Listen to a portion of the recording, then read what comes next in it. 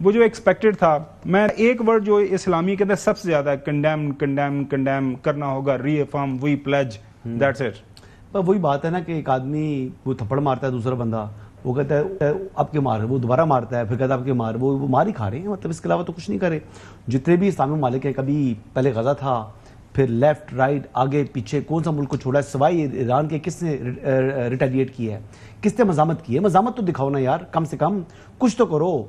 और बात यह है कि इतने ममालिक का, 57 ममालिक का इकट्ठा है, और उसके बाद भी जो एलामिया आया है कुछ ऐसा नहीं है। मैं तो समझ रहा था कि इस मरतबा कुछ ज़्यादा होगा मजम्मत से, लेकिन अभी फोर्स अगर बनाने की बात कर रहे हैं तो फोर्स एक दिन में तो नहीं बनती।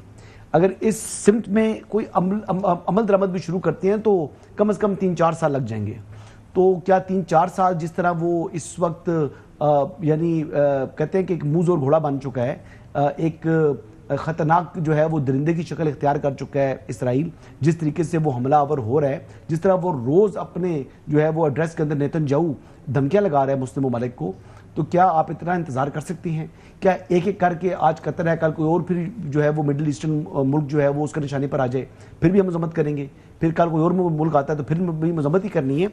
तो मैं तो ये कहता हूँ कि खुदा न खास्ता कि सऊदी अरब की तरफ अगर उसने छेड़छाड़ शुरू कर दी तो फिर हम मुसलमानों को क्या रद्द-ए-अमल होगा? हमारा डिफेंस फैक्टर सऊदीया के साथ, हमें ये भी देखना है। नहीं तो ये बात है कि इस हद तक क्यों शय मिले उसको, बिल्कुल क्यों इतनी शय मिले, क्यों इतनी तकवीत मिले, इससे पहले ही चौधरी साहब एक कंसेंसस है।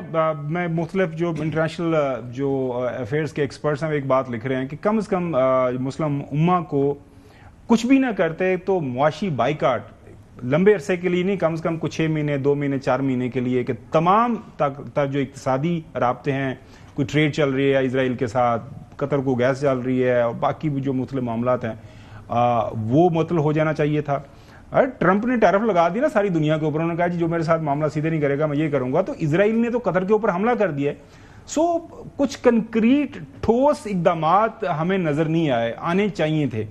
लेकिन जाहिर है मुस्लिम वर्ल्ड की भी कमजोरी है, सिक्योरिटी जो उनको छतरी प्रोवाइड करता है वो यूनाइटेड स्टेट्स ऑफ अमेरिका करता है। सारा जो उनके ऊपर सारे का सारा जो कवर है वो जो टेक्नोलॉजी ड्रिवन है वो सारी की सारी अमेरिकन है। ऐसे वास्ते थे इसराइल के जहाज आए थे इधरों, ना कोई रडारा ने काम किया ना जहाजा ने काम किया। चौधरी साहब टाइम लगेगा, हसन की बात ठीक है, इट विल टेक टाइम, लेकिन इमीडिएट तो कुछ किया जा सकता है ना।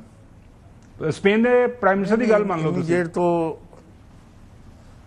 अभी यानी पहली बात तो यह है गजा में जो टैंकों के साथ दाखिल हो गए हैं और वहाँ जो इतने हज़ार बंदा शहीद कर चुके हैं वो, और ज़ख्मी कर चुके हैं, और चल और सारी तबाही कर दी है, वो तो अपनी जगह है। लेकिन ये भी खुश आइंद है कि सारी इस्लामी उम्मा जो है वो कतर में जमा हुई है और सारों ने अपना मैसेज दिया है, और अमेरिका और इसराइल ये कहने पर मजबूर हो गए हैं कि आइंदा हम इस तरह के इकदाम नहीं करेंगे। अब उसके ऊपर वो कायम भी रहते हैं या नहीं रहते, ये भी नोट करें कि अभी अमेरिकन सेक्रेटरी ऑफ स्टेट जो है वज़ीर ख़ारजा वहाँ पहुँचे हैं कतर में। तो ये इस तरह लाइटली ना लें, लेकिन ये जो इनका इलाज तो यही है कि इनके ऊपर मिलिट्री एक्शन होगा, तो जैसे ईरान ने किया है, तो फिर इनको होश आएगी इजराइल और उसके हमायतियों को, वरना ये जुल्म और ज्यादती करते रहेंगे। चलो साहब, नेतन्याहू इजरायली जो प्राइम मिनिस्टर वो ये कह रहा है कि किसी भी मुल्क के अंदर हमास के लोग पाए जाएंगे हम उनके ऊपर हमला करेंगे, हमें कोई दूसरा मुल्क नहीं रोक सकता। अमेरिका जाहिर है उनका इत्तेहादी है, उनके साथ उसका डिफेंस पैक्ट है।